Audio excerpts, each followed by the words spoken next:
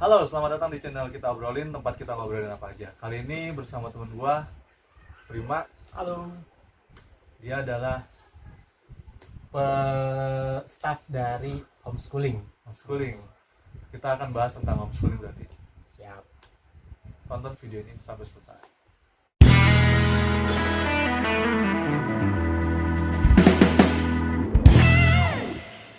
Prima. Oke, Pak. Oh, sih lupa apa lu. Panggil apa dong? Ya udah, Pak. Selalu lah. Iya, Lu bro. kerja di homeschooling. Betul, di salah satu homeschooling di daerah Tangerang. Adanya di Tangerang doang atau emang lu di cabang Tangerang? Kalau di Tangerang itu kantor pusatnya. Kalau Pusatnya di Tangerang. kalau cabangnya ada di Pekanbaru, Surabaya. Itu. Di Jakarta nggak ada? Di Jakarta belum ada. Bukan dong. Doain aja Homeschooling. biar makin banyak. Homeschooling kok? Ntar dulu. Homeschooling kan setahu gue ini dia sekolah sendiri. Yes.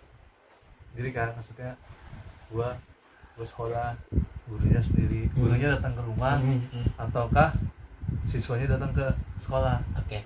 Jadi memang mungkin kalau di masyarakat itu pemahaman tentang homeschooling adalah guru datang ke rumah siswa untuk mengajar siswa. Itu dibilang salah juga enggak. Tapi memang betul seperti itu. Nah, tapi perlu diketahui, jadi di homeschooling tempat saya itu ada 2 program, Pak. Ada 2 program. Yang pertama itu namanya program komunitas.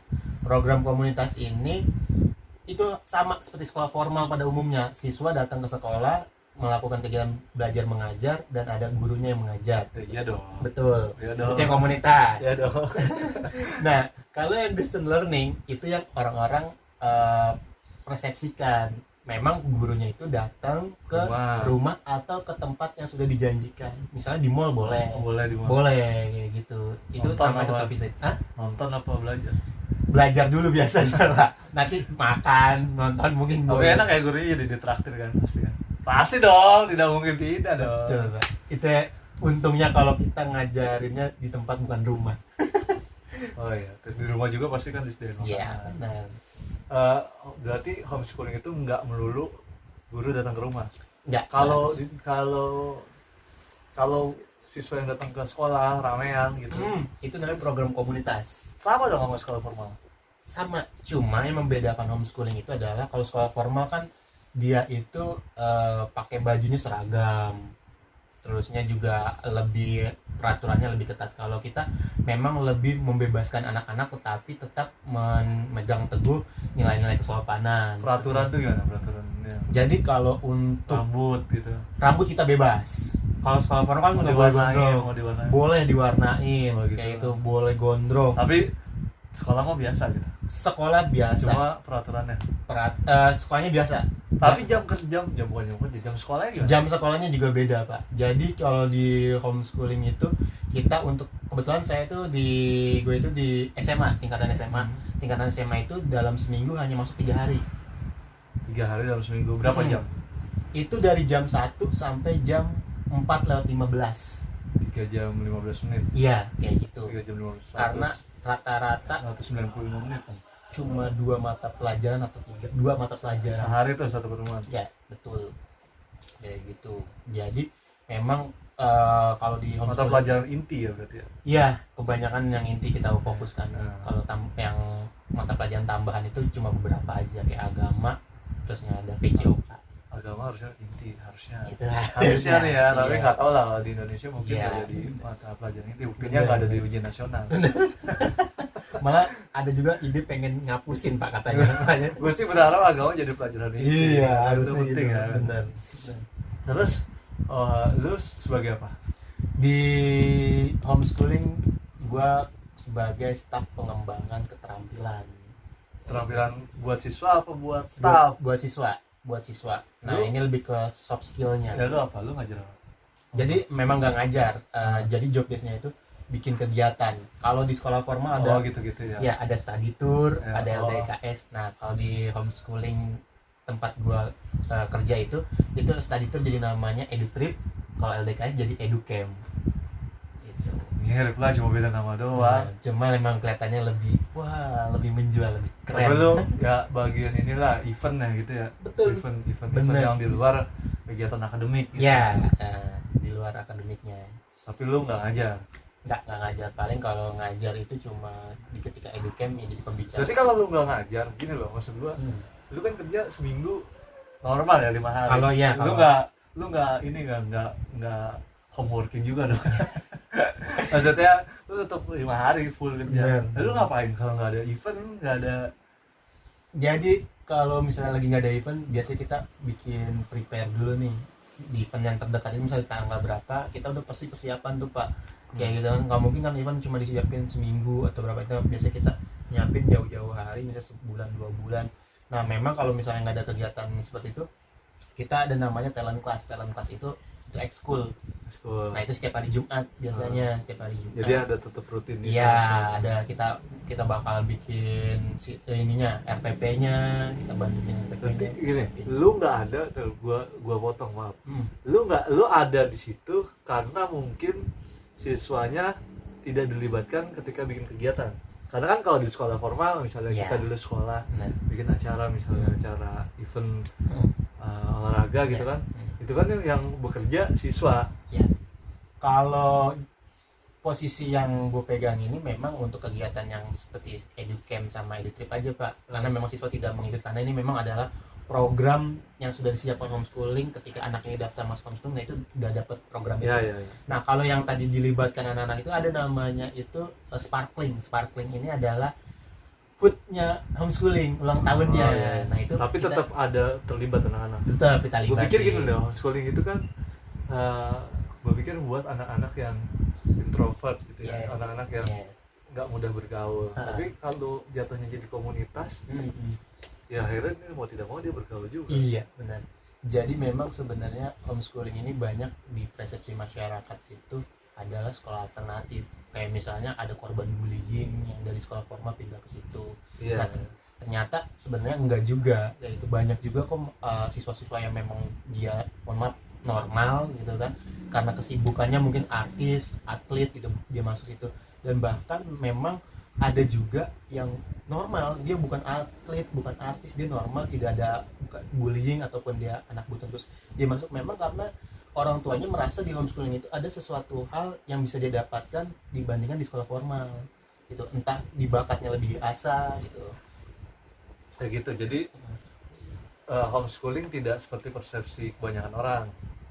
Iya, tidak 100% betul. Walaupun ada juga yang kayak gitu. Ya ada kayak gitu.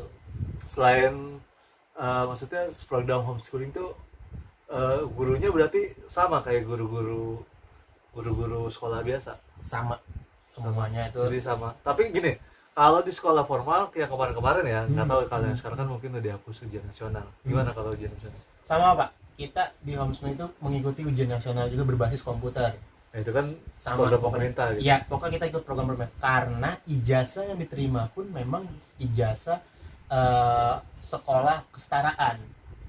Oh, Kayak gitu. kayak- Paket kalau SMA itu paket C, SD itu paket A, SMP paket B. Oh gitu. Kayak gitu. Jadi memang ijazah yang nanti didapatkan itu Sah ya. bisa masuk perguruan tinggi, negeri maupun swasta kayak gitu. Jadi memang harus persyaratannya ikut UNBK itu. Iya. Homeschooling tuh. Gue sih sebenarnya agak tertarik sama homeschooling dalam artian ya yang tadi gue cuma tahu homeschooling ya berdasarkan yang gue tahu Informasi aja. Ya informasi apa. Terus ada apa lagi nih? Apa lagi yang unik dari homeschooling? Homeschooling itu uniknya menurut gue nih pribadi, dia itu memberikan memang kebebasan untuk si anak mengeksplor dirinya Pak. Kayak itu. Kalau si anak misalnya dia mempunyai kesibukan, ada di homeschooling kita itu dia ini atlet motocross. Nah dia ambilnya program distance learning. Nah itu ketika dia memang berprestasi, dia cukup memberikan misalnya from penilaian yang kita sudah berikan ke pelatihnya, dari pelatih yang isi. Nah itu bisa untuk diajukan sebagai pertimbangan juga untuk nilai raportnya dia. Tapi tahu soal UN tetap harus UN. Kalau UN tetap UN, maupun yang dari luar negeri pun harus datang ke Indonesia. Oh gitu ya. Iya, karena memang kita udah Tapi berarti peraturan pemerintah. homeschooling berarti ada 3 dong kalau menurut gua. Satu, komunitas tadi lu bilang. Yes.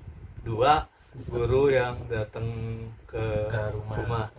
Ketiga, ada nggak homeschooling yang online? Kayak sekarang kan lagi pandemi nih. Pandemi kan banyak yang home based learning gitu. Sekolah-sekolah formal pun home based learning gitu. Jadi belajar dari rumah via aplikasi daring gitu kan. Nah, ada nggak program itu tadinya? Keren banget pertanyaannya. Tadinya nggak ada, Pak. Tapi ketika udah terjadi pandemi ini, kita lagi bikin program itu. Jadi 3 nih. Iya, betul. Balai online. Karena kan online. namanya orang sibuk kan. Misalnya gua artis, misalnya Iya. gua artis. Ya gua syutingnya tiba-tiba ke Surabaya atau ke Bali atau ke nggak usah luar negeri lah, tapi daerah-daerah yang nggak memungkinkan gua untuk janjian sama gurunya dalam seminggu itu, atau misalnya gua nggak memungkinkan buat datang ke sekolah gitu. Ya kan, itu gimana? Itu emang mungkin di saat ini gue belum bisa ngomong banyak tentang itu, tapi memang program itu sudah dipikirkan, Program online. Benar. Ya, Jadi memang kita akan harus. nambah, benar kayak gitu. Rencananya kita akan ke sana karena memang dampak pandemi ini aja ke bagian gue khususnya. Acara kan biasanya kalau EduTrip kita datang kemana.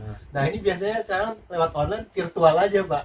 Kayak musim apa kita virtual. Jadi memang suasananya mungkin bagian anak kurang asik kan. Cuma mau nggak mau harus kita lakuin dulu. Iya, taruhlah tempat lu kan kegiatan gitu. Enggak sekolah formal, sekolahnya aja gitu kan. Kalau misalnya artis atau misalnya atlet, gua harus tanding ke luar kota, online lah paling enggak. Kita akan menuju ke sana sejam gitu kan. Sejam kan nggak makan waktu banyak. Untuk kegiatan belajar mengajarnya kita memang sudah pikirkan untuk program itu jadi online dari si siswa dan si tutor ini. Sebenarnya tutor bukan guru kalau di homeschooling itu memang kegiatan belajar mengajar online. Tapi kalau memang tugas-tugas kayak misalnya tugas kalau kita di sekolah formal ada PR gitu kan, ada ulangan harian, terkadang itu memang tutor-tutor bikin online juga, tapi khusus untuk ujian aja kayak itu pakai Google Form. Tapi karena pandemi ini kita udah mulai mikirin nih bagaimana caranya kita melakukan kegiatan belajar mengajar online untuk yang menjangkau yang jauh-jauh. Betul. Jadi kan cabangnya cuma 3 tuh tadi, di Tangerang, di Surabaya, Pekanbaru. Kali-kali yang di Malang, sama Bekasi ada di sana. Bali gitu yang mau belajar homeschooling kan jadi kejangkau juga kan. Itu lagi dipikirin sih sama petinggi-petingginya. Ya, mudah-mudahan. Ya sebenarnya kan pandemi kayak gini kan juga bikin kita berpikir sebuah program yang tadinya nggak kepikir orang. Bener banget. Ya kan? Mau nggak mau kita harus berubah. Online kan, tiba-tiba. Digital. Tapi gini, gue juga penasaran. Apakah ini masalah biaya ya, biaya sekolah? Biaya orang yang ngedatengin gurunya ke rumah sama biaya yang komunitas itu sama apa beda? Beda. Lebih mahal yang komunitas. Oh justru lebih mahal yang komunitas. Gue justru heran nih, karena kan gue pikir ini pribadi coy, pasti lebih mahal dong harusnya. Kalau dari hitungan per bulannya itu memang lebih mahal yang komunitas. Kenapa? Karena untuk yang program distance learning yang kita gurunya datang ke rumah, kita membebaskan apakah si orang tua siswa ini menggunakan tutor dari kita ataupun tutor dari yang lain. Misalnya kayak dari lembaga pendidikan, misalnya Prima apa gitu kan, ada kan lembaga pendidikan Prima titik-titik gitu kan. Ngambil tutor itu boleh. Nah, makanya penilaian tetap kita ada acuannya, ada kurikulumnya, kita ada silabusnya. Yang penting materi itu harus tersampaikan. Oh jadi boleh. Tapi kalau enggak, taruhlah ambil gurunya tetap dari tempat homeschooling yang lo punya nih, bukan lo punya, yang lo kerja. Tetap ngambil guru dari situ. Sama komunitas ini mahal mana? Tetap hitungannya lebih mahal komunitas. Padahal gini loh, setahu gue ya, kita kursus rame-rame. Taruhlah anggaplah kursus rame-rame, kursus musik misalnya, kursus rame-rame. Itu pasti lebih murah dibandingkan kita khusus privat. Pasti lebih murah. Kenapa? Karena gurunya enak, ngajarnya sekali langsung semua, daripada gurunya harus datangin satu. Kenapa jadi lebih murah yang satu itu? Itu dia, karena memang untuk yang distance learning ini kayak contoh yang kegiatan aja itu, kalau yang komunitas dia bayar per bulannya itu udah sama uang kegiatan. Yang tadi EduTrip, EduCamp itu udah include. Tapi kalau distance learning karena terbentur dengan jarak, dia ada kita berikan boleh ikut boleh enggak. Makanya di setiap uang per bulannya ini kita nggak masukin biaya itu. Nanti setiap ada kegiatan baru kita kasih muncul. Tapi gini, kalau misalnya dia ada kegiatan dia ikut nggak? Boleh ikut boleh nggak? Kalau dia ikut jadi Kalau- bayar. Bayar. Balik lagi ke mahalan mana? Kalau dia bayar, Bayar. dia bayar nih. Tetap, yang, ya. yang jauh ini Mm. sama yang komunitas nih. Ya. Tetap mahalan mana? Tetap mahal komunitas. Ya kan? Misalnya gini, Pak. Gimana sih? Ya, misalnya Gua gini. bingung nih ya. Misalnya gini, dia sebulan si komunitas adalah 3 juta. Ya. 3 juta itu dia Dikit dong kalau 3 juta. ya mah. misalnya Oke. kan 3 juta nih sebulan. Nah, dia masuk. Ternyata uang kegiatannya cuma 1 juta. Nah, ternyata kegiatan yang gua bikin itu cuma butuh 600.000. Dibalikin. Yang komunitas enggak dong. Dia akan terus bayar per bulannya 3 juta. Kayak gitu karena memang udah include. Nah, sementara yang di stand up ini cuma bayar 600.000. Gue Gitu. nggak kepikiran soal bayaran mahal itu. Maksudnya pasti kalau menurut gue harusnya mahalan yang privat. Itu aja makanya juga gue masih Gue bingung tuh. Tapi kalau dilihat dari nominalnya, tuh memang mahalan komunitas. Gue mendingan privat kalau kayak gitu. Karena mungkin memang kelebihannya komunitas adalah kita lebih bisa dapat ngumpul Teman, dengan temennya, kita bisa ikut langsung kegiatan lagi tanpa bayar lagi yang kayak ada distance learning gitu kan. Dia setiap kegiatan bayar kayak gitu. Terus juga dia bisa mengikuti talent class yang eskul. Kalau yang distance learning kan dia nggak ikut langsung ke sekolahan kayak gitu. Jadi eskulnya ya dia ngelakuin dari rumah. Tapi gue nggak harus pikir loh. Iya, maksudnya komunitas maksudnya. Komunitas kan terus ini apa tadi gue mau nanya ya. Kalau dia misalnya harus ujian nasional, balik lagi nih ke ujian nasional yang jauh-jauh tuh, yang tadi gurunya datang ke rumah, Yes. datang ke sekolah. Untuk yang ujian nasional, ujian nasional itu nanti yang siswa yang jauh tuh harus datang ke sekolah. Walaupun dia beda, maksudnya bukan komunitas. Mau distance learning, yang dia distance learningnya luar kota, luar negeri harus datang ke Indonesia. Dia jadwal yang sudah ditentukan. Kayak gitu. Oh gitu. Tuh. Harus datang ke Ke sekolah. sekolah yang pusat yang di Tangerang. Pusat. Oh, Oh, itu yang pusat ya? yang pusat yang Tangerang. Jadi yang cabang di Surabaya Juga suruh datangnya ke pusat. mahal ya ongkosnya. Dia, Pak. Tapi untuk menentukan orang sekolah, oh gini, gue mau untuk menerima siswa, apakah ada persyaratan-persyaratan tertentu? Ada. Kayak misalnya kalau misalnya sekolah Islam kan ada berbagai persyaratan Ya, tuh yang ada. harus dipenuhi. Ada. Nah, persyaratannya itu kalau dari segi administrasinya itu ya pasti kayak sekolah-sekolah pada umumnya lah ya. Cuma yang membedakan di kita itu kita setiap ada siswa yang mau masuk itu kita akan ada interview dengan psikolog ataupun dengan guru BK lah ibaratnya. Ya interview lah. Ya, Interview itu untuk mengetahui si karakter anak kayak gitu. Apakah si anak ini lebih cocok di program komunitas ataupun di distance learning. Nah, setelah keluar hasil interviewnya itu kita rekomendasikan ke orang tua, misalnya anak ini lebih cocok untuk distance learning nih ibu gitu, karena kan kalau lihat dari segi perilakunya kayaknya dia masih belum bisa untuk bergaul.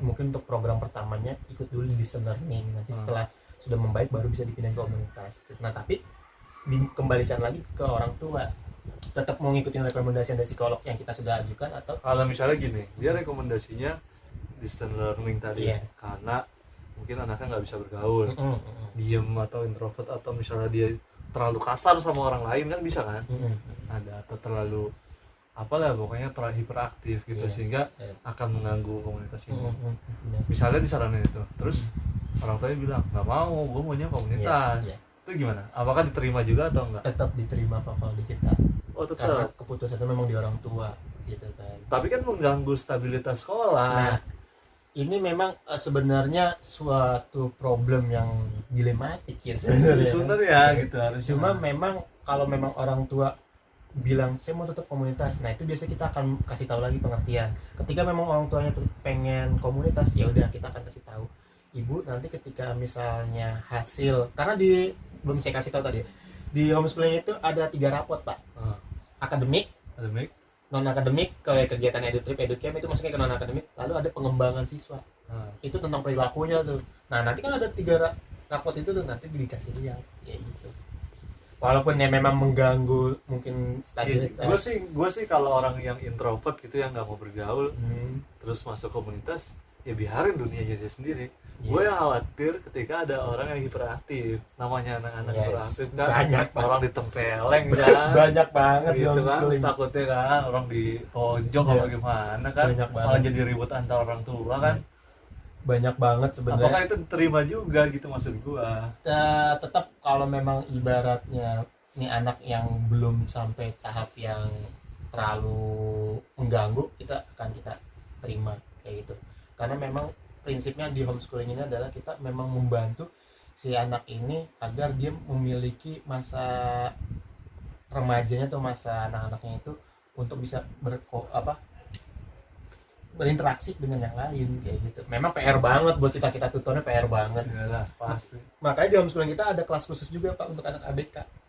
Nah, Jadi untuk terapi gitu. ya sekarang gini, pertanyaan gua, pernah nggak di homeschooling ada kasus DO?